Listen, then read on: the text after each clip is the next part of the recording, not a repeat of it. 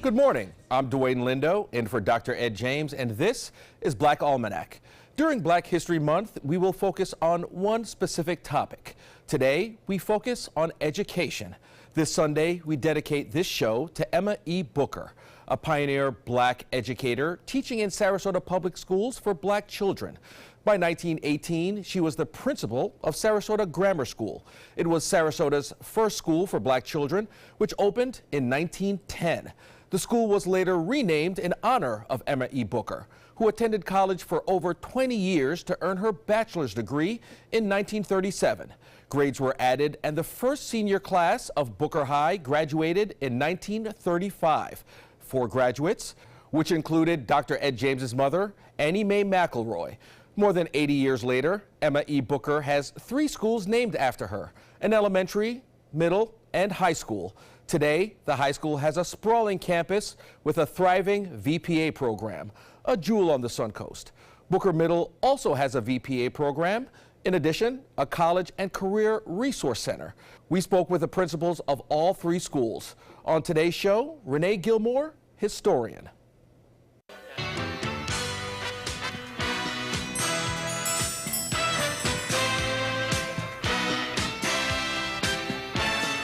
Well, Ms. Gilmore, thanks for being here this morning.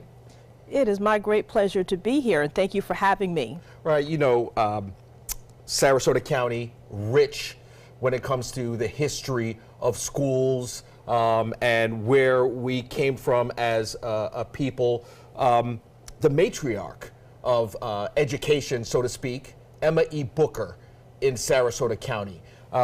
Most of the time when people talk about Booker, the first thing that comes to mind is Booker T. Washington. But here in Sarasota, we know that Emma E. Booker has been a staple in this community. Give me a sense of who Emma E. Booker was. Well, interesting that you say that even Booker T. Washington oftentimes comes to mind, because recently I've been doing some legacy, some Ancestry.com, some tracing one's lineage, and you just would be amazed at what you find when you start doing that. So it could possibly be they were even related. But let me tell you a little bit about the sense that I have acquired of who the real person Emma E. Booker was so many years ago, a woman born in 1886. But talk about legacy. The legacy she left is something that still lives with us. In fact, now, if you Google Emma E. Booker, most of the times the school itself comes up. Right. But she was an amazing woman. This is a person who committed 20 years to getting her bachelor's degree.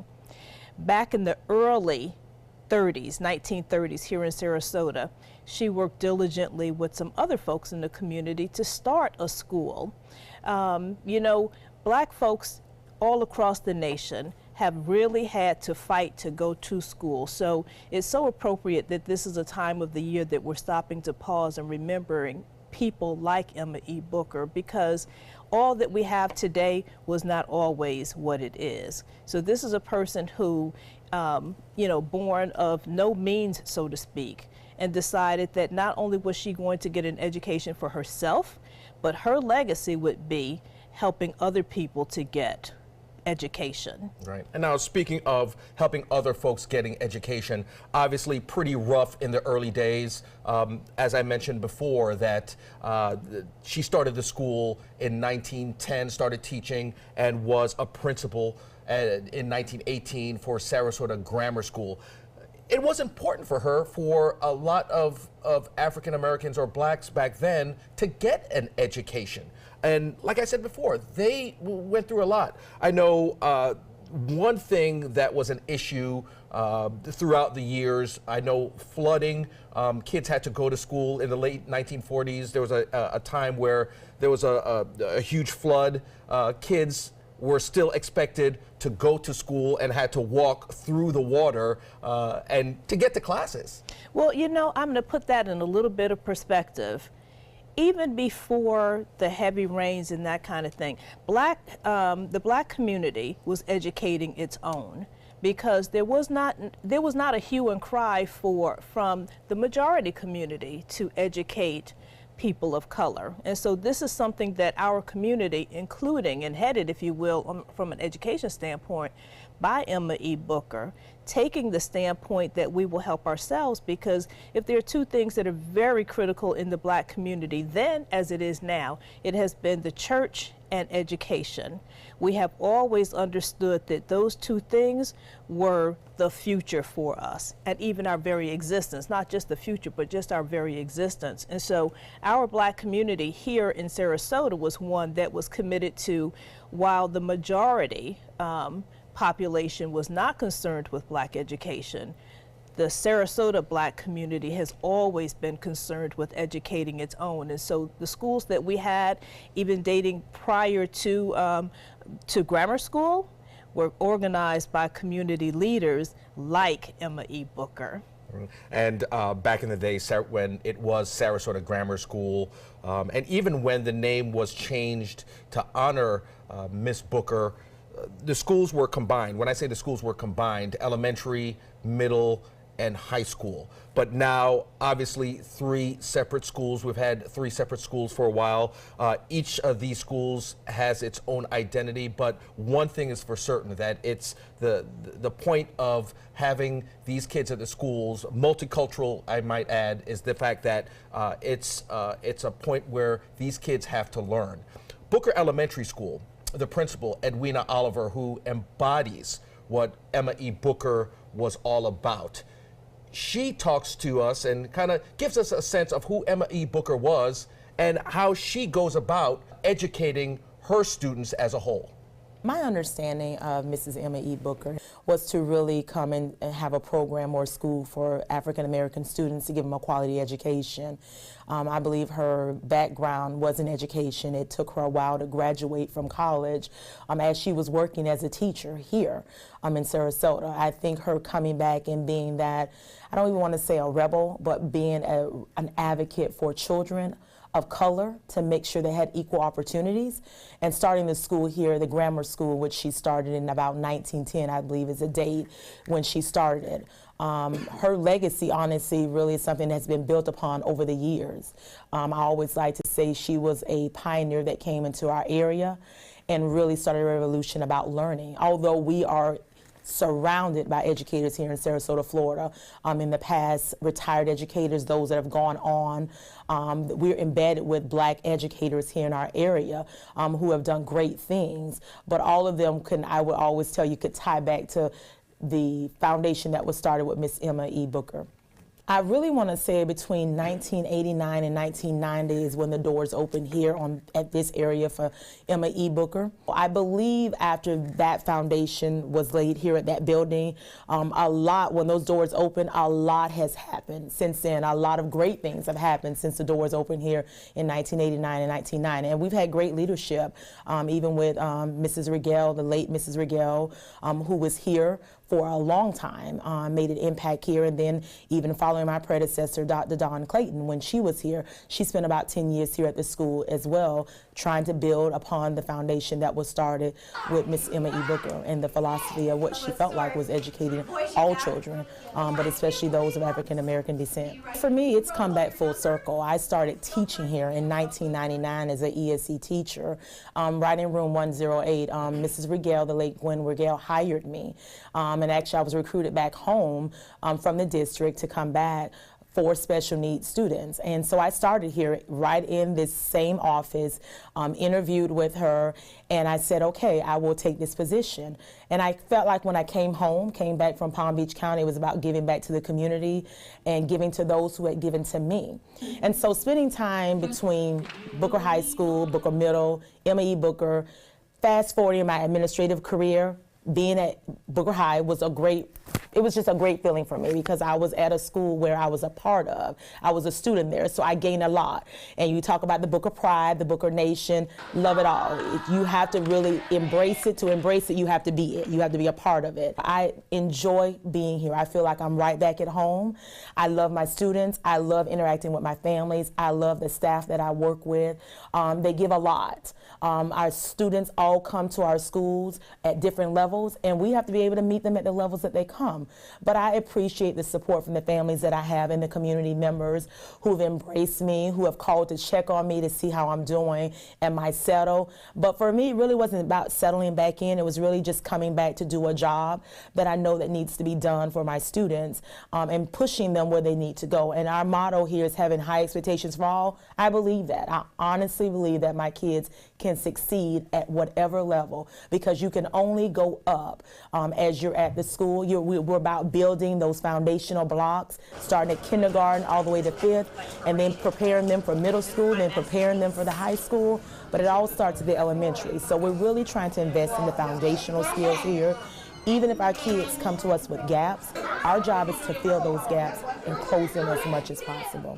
And I said, you know what, to really understand our students, you have to understand the community in which they live, and which they come from, and some of the backgrounds. And that's not in a negative way, it's all positive. You have to understand where they're coming from so that you can build relationships, so that you can meet them where they are and to take them where they need to go. So we sat here right in this very office, and I said, you know what, let's take our teachers, our new staff members on a tour. Let's take them to the community that most of our kids come from, where they live at, their homes. And so we took a tour, and I called over to Dr. Shelley because I knew she had did this same type of thing with her staff, with her administrative staff. And I said, you know what, Dr. Shelley, I like that idea, but I'm going to extend it to my teachers and my new staff. And when I called, I emailed her, I spoke with Dr. Frost. The three of us collaborated, and then we made it happen. We organized the bus. Our transportation department in the district provided free buses for us to take our staff, and we did a pickup here at the elementary school first. We started with my staff, we traveled to Booker Middle, and we ended up at Booker High School, where we sat in the auditorium, and Dr. Shelley went through a little more history of Mrs. Emma E. Booker, because if you ask them, you know, why is our school named Booker High School, many would say Booker T. Washington, but it has nothing to do with Booker T. Washington. Not to minimize anything in the achievements that he did for our country, but it really was about the lady that stood over 5'6", who made an impact. She stood tall in Sarasota, who made an impact in our community.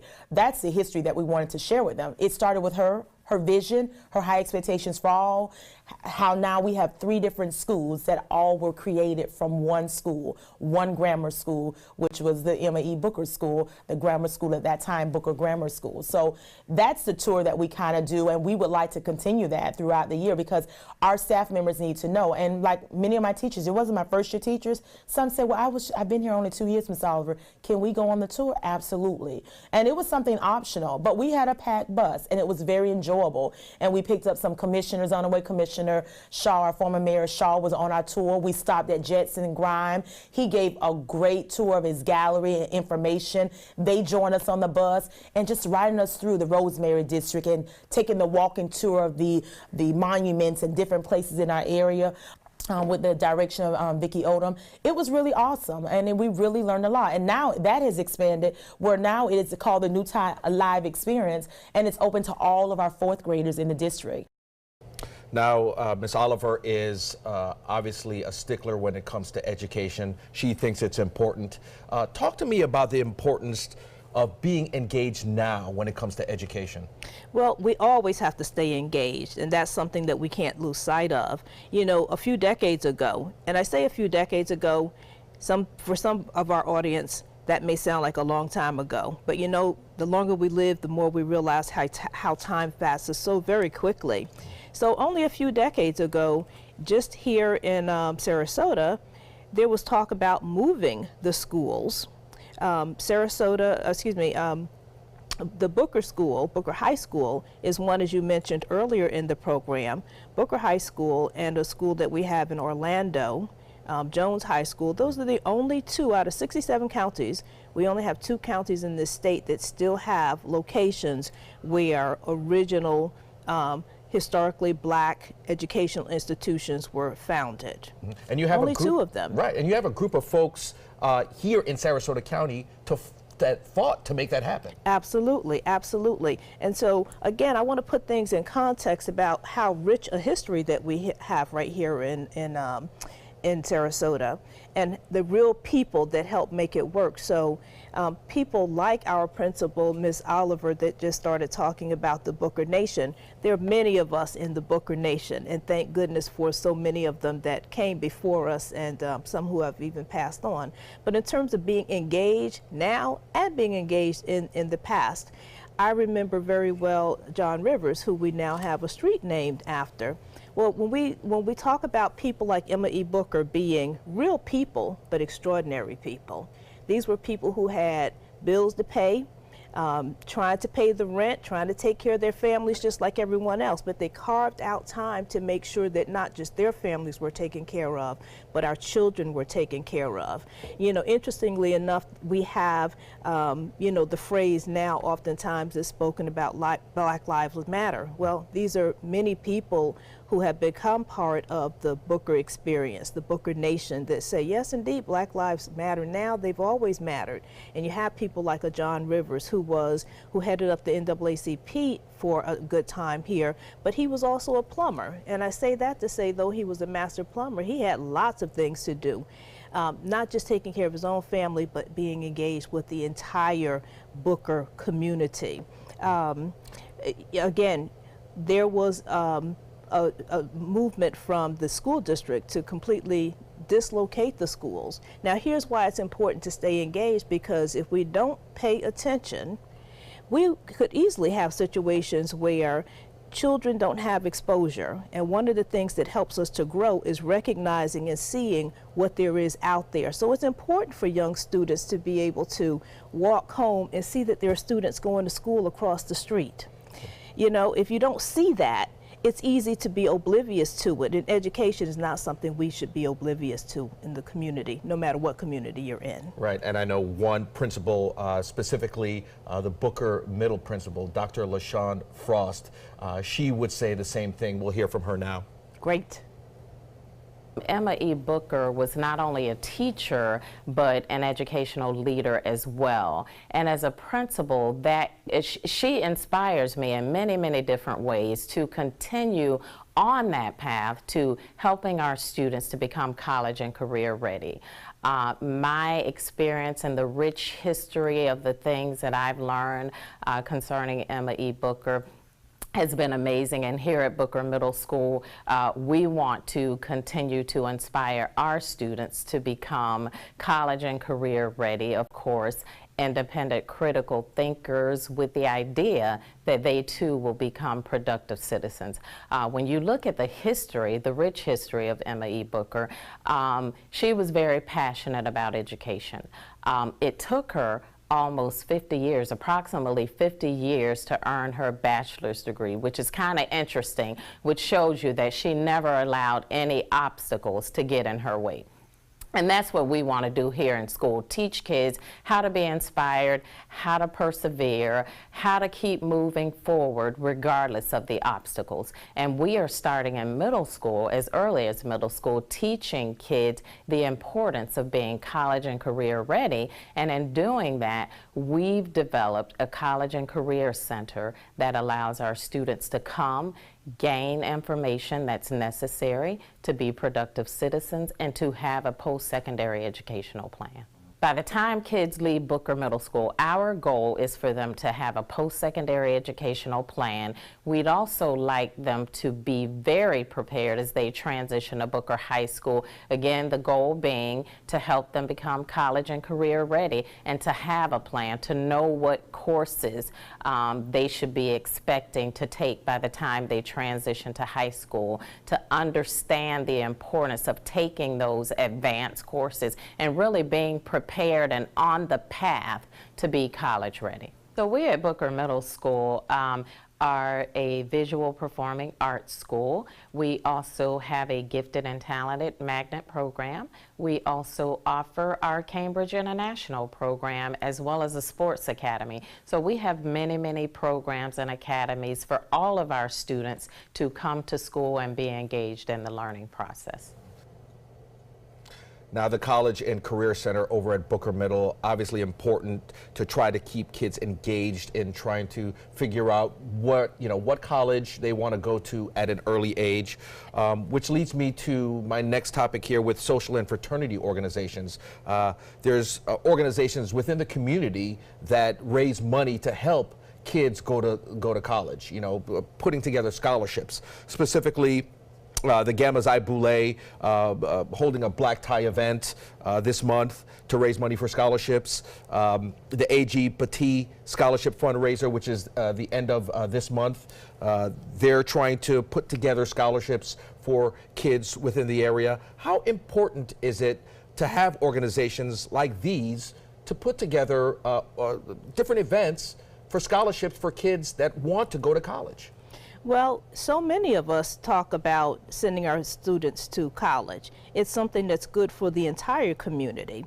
So what you'll find is, I'm reluctant to mention almost any organization because nearly every black fraternity, sorority, organization focuses on or has some component of fundraising that's specifically for scholarships. Because again, education is at the core of what so many of our organizations understand is critically important.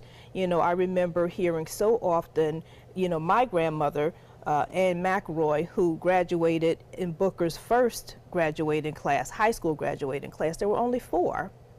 Education has always been sacred in our community. So when you think about when you go to a high school graduation now, there are hundreds of students, if not thousands. Well, historically speaking, that has not always been the case. 4 people in my grandmother's graduating class. And interesting that our principal Oliver talked about how tall in stature Emma E. Booker was, between her being almost 5'8", my grandmother, Ann McElroy, being nearly 6 feet tall. These were 2 towering women. And so the sense of education being important was not just about the study itself, but just the magnitude, the grandness of these fine women. So all of our fraternities and social organizations focus on education. And speaking of your grandmother, there's a media center named after your grandmother at Booker High School. Dr. Rachel Shelley is pretty proud of that. We'll hear from her right now. This is Booker High School Historical Room. As a part of our renovation, we received input from the community, and we thought it was very important to create our very own historical room that talks about the history and the legacy of Booker High School. And it is portrayed through the different series of years. We have our legacy starts here with Emma E. Booker, and it's actually Emma Edwina Benton Booker, and we have a project that we're also working on now going up to clean up her final resting place. And there you have the leader where it all started there, and that is Emma E. Booker. And we are very proud of the legacy that she leaves. Big shoes to fill, but we are definitely working on carrying out the vision and mission that she started not only with educating African American students, we're continuing with that, and now we're just making sure they're college and career ready. You start with what happened in the 30s and 60s here on this particular site in the transition, and I'm hoping that Dr. James will talk more about that because he's able to clearly point out faces of people that attended Booker High School during the 1930s and 60s. And then to my far left, you're going to see how the legacy continues with transitioning from the 60s and then all the way around to the current. In this last and final area here, we have trophies from some of the championships that we won. And ironically, you'll see pictures that was given to us, some by Dr. James himself. And I'm excited sometimes to share this because when you look very closely, there is a picture of my father back here. Inside the trophy cases here, you'll see more things that transition within the 90s, 2000s, and you continue to go around. Our centerpiece, you will find a transition when at the end of the school year, we were ending with getting ready for our prom. And so we had donated some attire that was featured during the times of the 1970s. So that's what you're going to have here. And we'll be changing it out in the next couple of months. outside of our historical room, but a part of the history of Booker High School, you will see the various principals that we've had starting in the first year goes back to 1942, and the reason why we start here because before it started originally with Edwina Booker. Now, parents are able to go through the high school hallways and see the rich history of Booker High School. History is so important. Our future is intricately linked to our history. So as Dr. Shelley talks about, one day her picture is going to be up there. It's been such a joy living and growing up in this community where our history is so very rich. And I'm so delighted to see the documentation being held on so people know where we came from and where we're going as we continue to.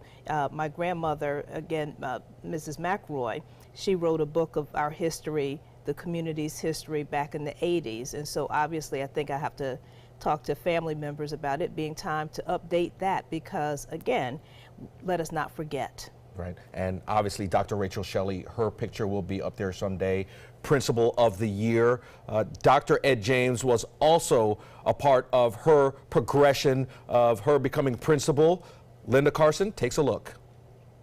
Congratulations. Thank you so very much. No one who's more deserving. I am absolutely honored and grateful. Dr. Shelley says there's a reason she's been honored as the Florida Principal of the Year. But it's because of others along the path, others that helped me. At a recent Embracing Our Differences luncheon, she opened up for the first time about many things. A disfiguring accident that marred her face when she was 3. For years, I was ostracized because I looked different.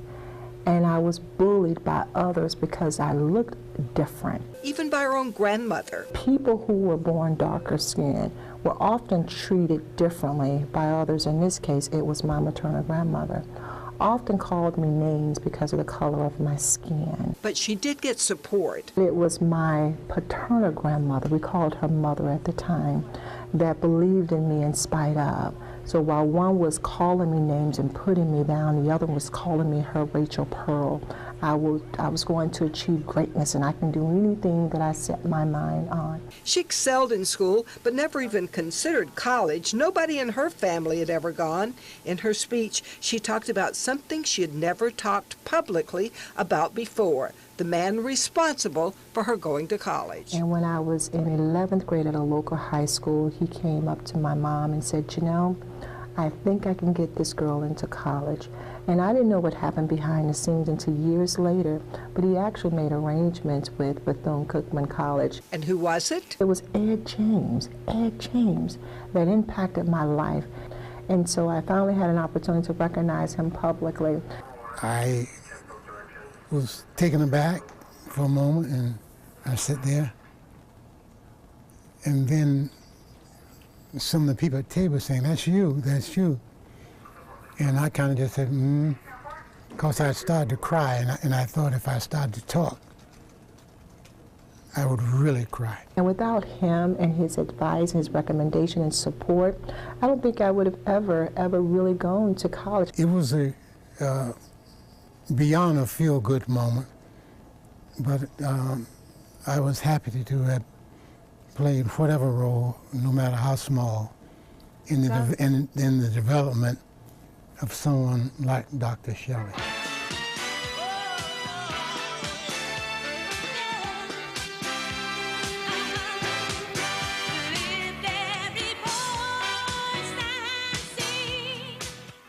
We all love our kids and want what's best for them.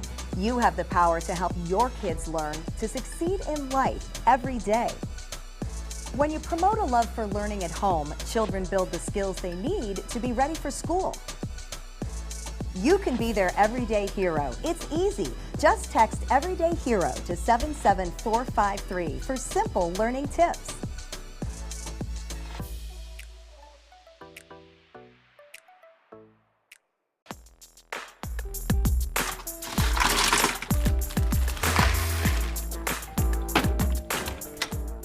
Thank you.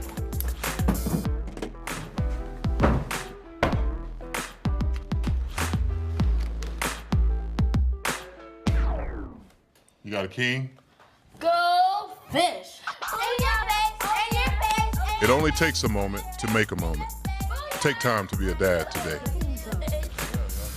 Get breaking news alerts focused on the Suncoast. Download the ABC7 News app.